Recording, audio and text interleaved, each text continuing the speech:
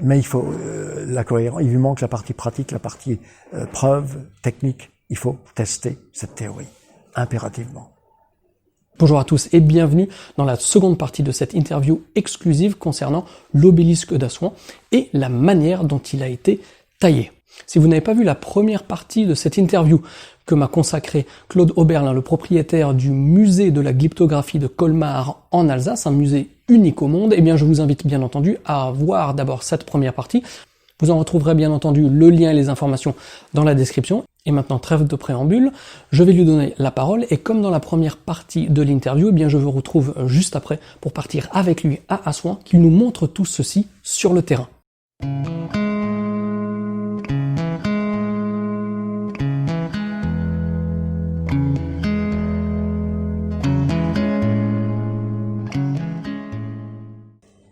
En aucun cas.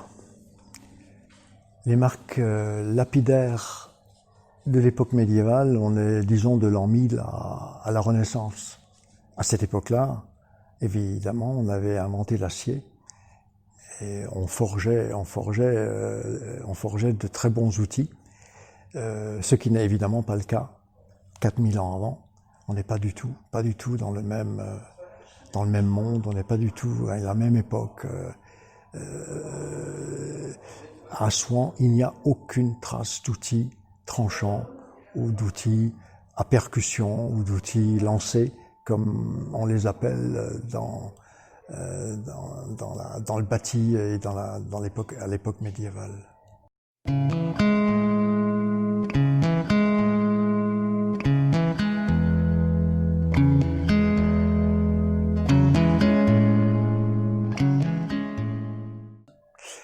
Je pense vraiment que cette technique, qu'on peut appeler archaïque, remonte à très très loin.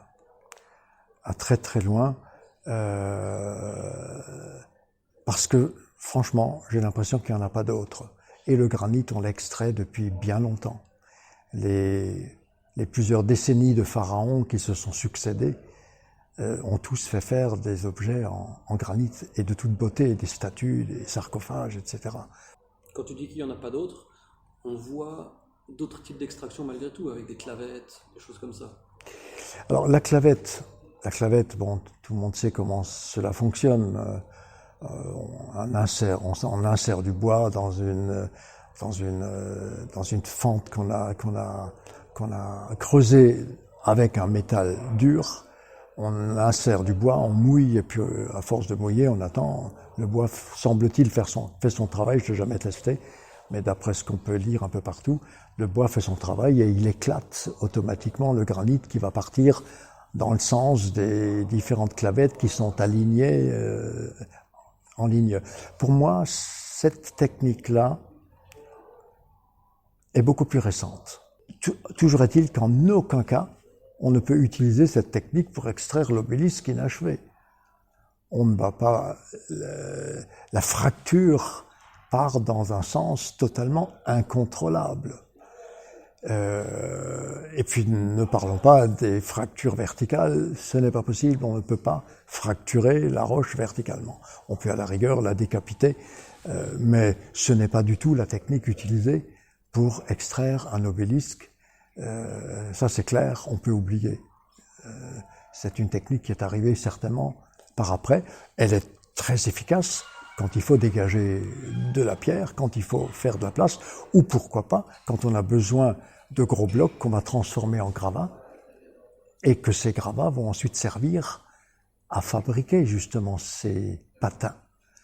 Parce qu'il ne faut pas oublier que les volumes de pierre qu'on a extraits par les tranchées en cours de l'obélisque, eh bien il faut au moins le même volume d'outils, c'est-à-dire de patins, si on travaille avec du granit sur du granit, puisque l'usure est certainement très similaire. Donc il faut beaucoup de volume de pierre. Et aussi, si on ne travaille pas granit sur granit? Eh bien, le calcaire, on tourne à l'entour de dureté 4 sur 10 dans la fameuse échelle de Mohs, qui va de 1 à 10, 1 étant étant le talc, 10 étant le diamant. Pour le granit, on est sur une dureté de 7. Donc on ne peut pas envisager, me semble-t-il, d'usiner un granit avec un matériau moins dur que 7. J'ai cru comprendre également que la boule de dolérite serait à 6,5. C'est en tous les cas des informations que j'ai trouvées dans mes recherches. Donc la boule de granit, la boule de dolérite va pouvoir créer des impacts, mais en aucun cas pouvoir polir. Si on n'utilise pas le granit et qu'on passe de 7 vers le 10 qui est le diamant, eh bien on va rentrer dans les pierres précieuses. On va rentrer dans le saphir, on va rentrer dans des pierres qui, elles, sont à 8, voire 9. Ce n'est pas impossible. Les Égyptiens, à l'époque, le saphir n'avait pas la valeur qu'on a aujourd'hui. L'essentiel était de pouvoir usiner le granit. Donc, imaginons qu'on fasse des patins avec du saphir ou avec une autre pierre précieuse, on aura certainement un excellent résultat sur cette abrasion. Mais encore une fois, cette partie, c'est ça ce qui est frustrant. Une théorie c'est bien, une hypothèse c'est bien, encore faut-il la mettre en pratique. Et la mettre en pratique, eh bien, il faudrait peut-être pouvoir le faire in situ, en carrière. Et c'est là où on coince tous ceux qui ont des idées.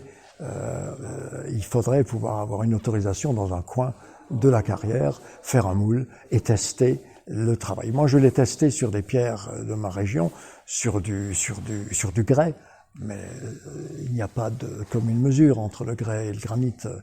Le granit est une composition, comme tout le monde le sait, de feldspath, de quartz et de mica, avec donc des duretés différentes entre le quartz et le feldspath. C'est ce qui explique aussi, à mon avis, que l'accroche peut se faire, puisque le feldspath va s'user en premier et automatiquement, au moment du ponçage, eh bien, il y a un effet, il y a une accroche de quartz sur quartz, grâce à ces grumeaux, à cette forme particulière. Maintenant, il y a des pierres dures qui n'ont pas ces grumeaux, et on voit bien des statues qui sont d'une densité beaucoup plus forte. Là, il faudrait effectivement voir aussi comment elles ont été usinées.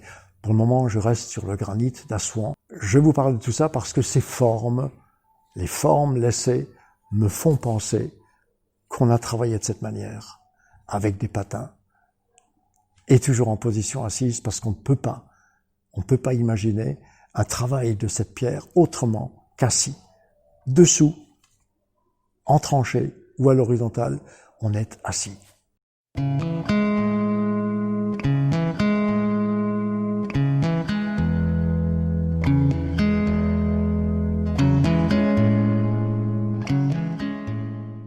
Oui, en effet, il y a des trous que d'un côté de l'obélisque.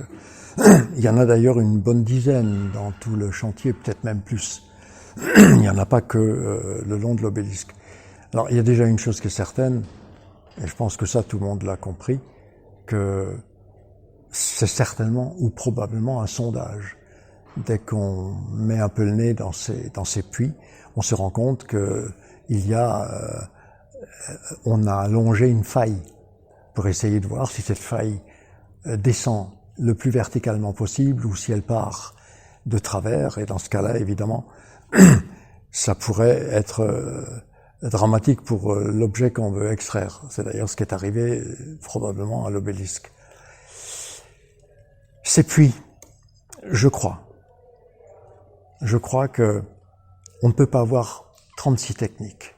Si cette technique archaïque, par abrasion, s'est faite à l'horizontale, à la verticale et sous l'obélisque, pour le dégager de son lit, de la roche-mère, eh bien cette technique était probablement la même pour creuser des puits. Quand on regarde bien dans ces puits, on se rend compte que les traces sont plutôt horizontales que verticales. Donc on a effectivement continué à travailler de la même manière, je suppose, toujours en travaillant par abrasion horizontalement. Alors vous me direz, oui, mais il y a certains puits qui sont très petits. Alors là, évidemment, on va les laisser de côté, mais il y a quelques gros puits où je pense qu'un adulte peut tenir à l'intérieur et travailler avec son patin, pas forcément toujours entre les jambes, mais toujours sur le même principe, par abrasion, par frottement. C'est l'impression que j'en ai. En tous les cas, je ne crois pas qu'il faille aller chercher une autre technique pour le creusement des puits.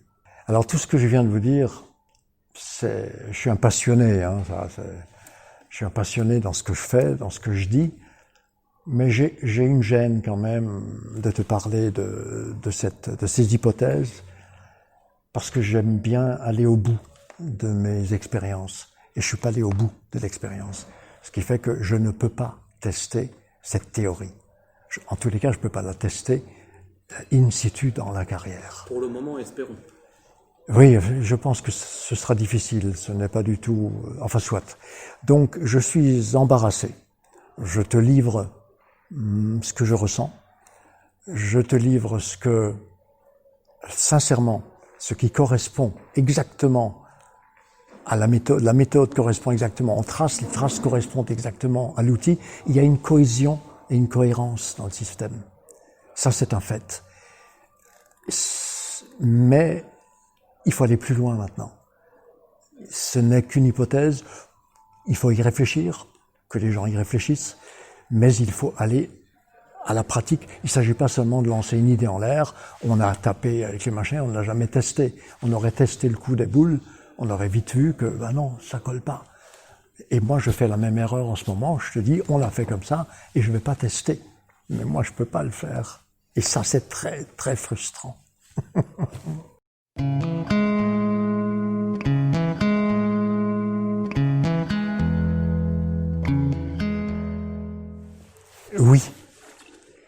Oui, mais j'ai pas vraiment d'impact. J'ai pas vraiment d'impact, probablement aussi parce que cette recherche n'est pas forcément une chose extrêmement utile. Il est plus important, bien sûr, de fouiller des sites et de faire des découvertes de sarcophages. C'est autrement plus parlant que de travailler sur ce sujet. J'ai pu discuter avec des égyptologues, avec des scientifiques, mais je me rends compte à un moment donné, ils sont pas vraiment à l'aise sur le sujet de la pierre et de la taille de la pierre. C'est pour ça que je te dis, si des gens compétents, ont envie effectivement de se brancher sur le sujet, c'est un travail d'équipe. Ça peut être un travail d'équipe. Il faut surtout pas, c'est trop complexe et c'est trop embêtant, trop bête de se tromper et d'inventer encore une chose et éventuellement entraîner les gens dans une... J'y crois pas, sinon je t'en parlerai pas. Je me fais confiance, mais je ne peux pas te le prouver. C'est absolument terrible comme frustration.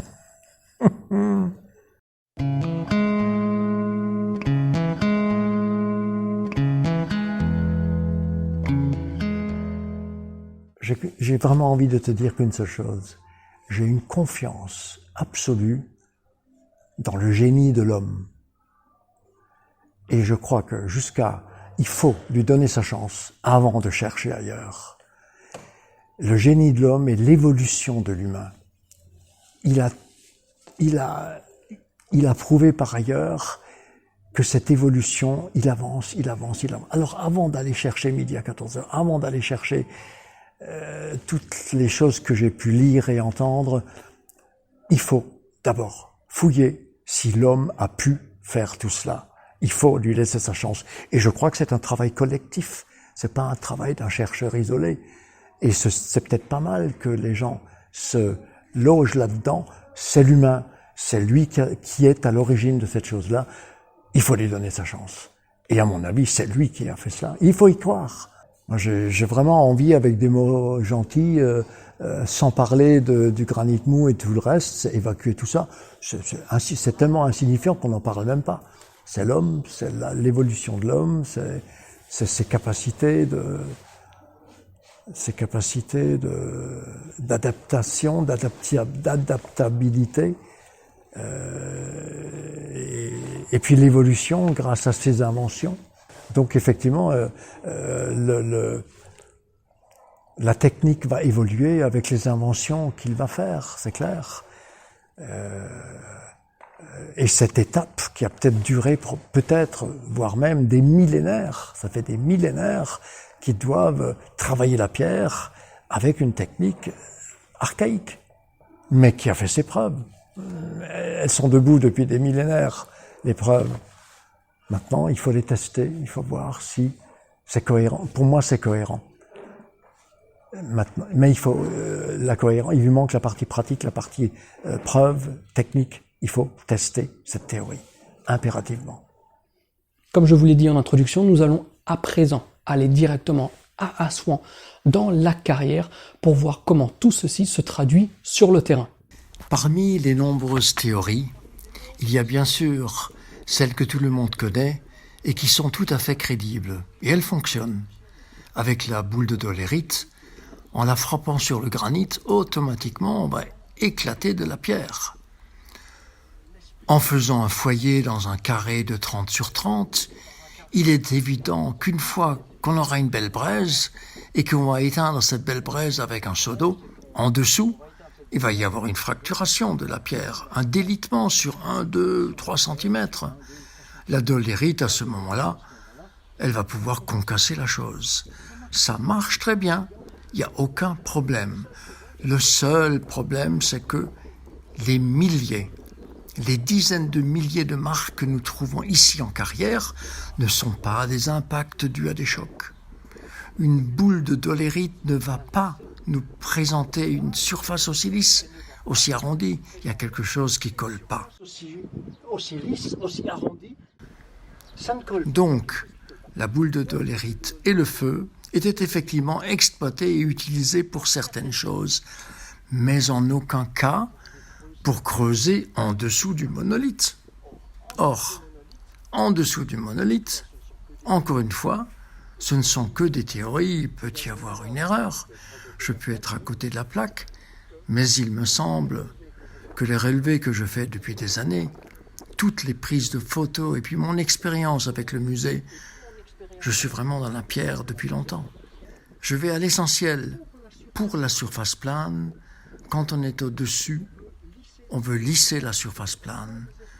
On voit des espèces de godets de forme carrée parfaitement arrondie. Et puis, il se trouve qu'au musée du Luxor, j'ai trouvé par hasard, dans une vitrine, ce que j'appelle des patins. Ce sont des blocs de 30-35 cm de long qui sont arrondis comme un pain. Et comme par hasard, dans cette vitrine, il n'y a aucune information sur ce que c'est. Eh bien, ces pains correspondent exactement au type d'outils qu'on pourrait utiliser pour justement faire le travail que je vais vous expliquer maintenant. Alors, à l'horizontale, les tailleurs de pierre étaient assis comme je le suis là, confortablement, le dos droit, entre les jambes, ils prenaient leur pain. C'est dommage, je n'ai pas d'éléments sous la main, il n'y en a pas. Ils prenaient leur pain, ils l'avaient entre les jambes, et à ce moment-là, en poussant, on abrase le granit, et en tirant, on le ramène. Du haut des cuisses jusqu'en buté aux chevilles. En faisant ce mouvement de patin, je l'ai testé chez moi. Et puis je ne suis pas un gamin, donc je pourrais faire ça une bonne heure sans forcément me fatiguer. Donc à force de frotter ce bloc, cet agrégat, ce moulage, parce qu'il faut le fabriquer, à force de frotter, eh bien on va pouvoir user le granit. Et ces formes que nous voyons partout par milliers à l'horizontale, à mon humble avis, correspondent à un travail de ce type-là. J'ai mon patin et je le mets en butée sur les chevilles et je le ramène à la hauteur des fesses. En poussant, j'usine, je retire pour ramener le bloc. Et le travail, c'est celui-là.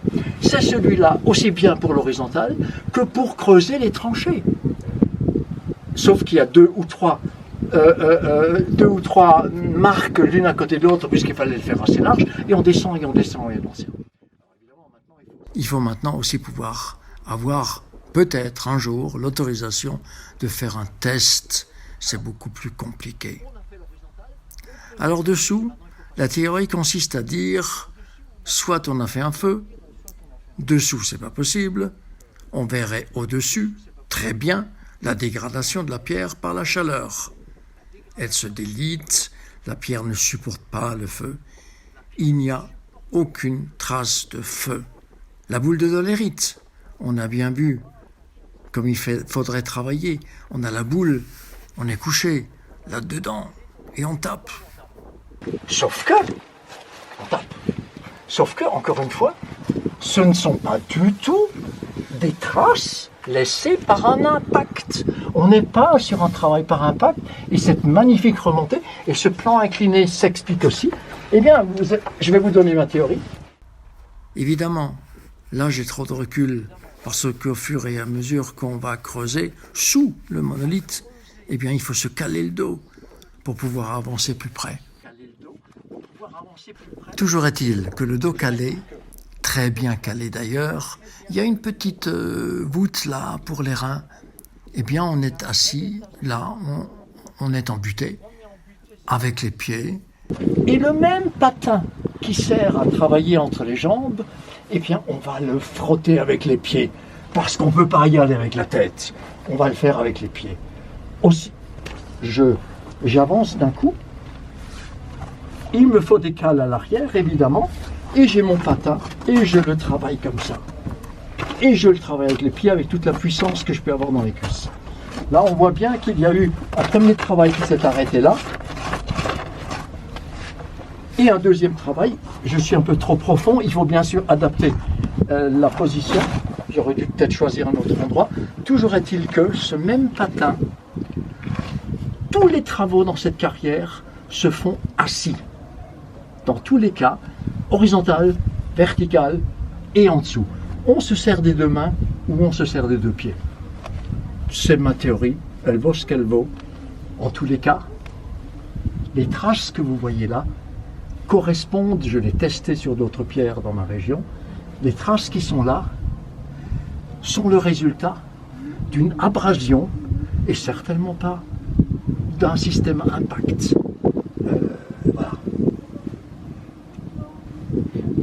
Voilà, j'espère que cette interview vous aura plu. Comme je l'ai dit, je n'ai pas forcément changé mon fusil d'épaule, mais force est de constater que lorsque l'on va sur le terrain et que l'on compare avec la théorie de Monsieur Oberlin, qu'elle soit abrasive et pénible, c'est un fait. C'est un fait qui, moi, me dérange toujours un tout petit peu, mais lorsque l'on regarde les constatations terrain, c'est sa théorie qui se rapproche le plus de ce que l'on peut voir à Assouan, et j'espère de tout cœur que cela permettra de faire avancer les débats. D'ici à ce que je vous retrouve sur la chaîne pour une nouvelle vidéo, comme toujours, portez-vous bien et surtout n'oubliez pas de garder la passion. Ciao ciao.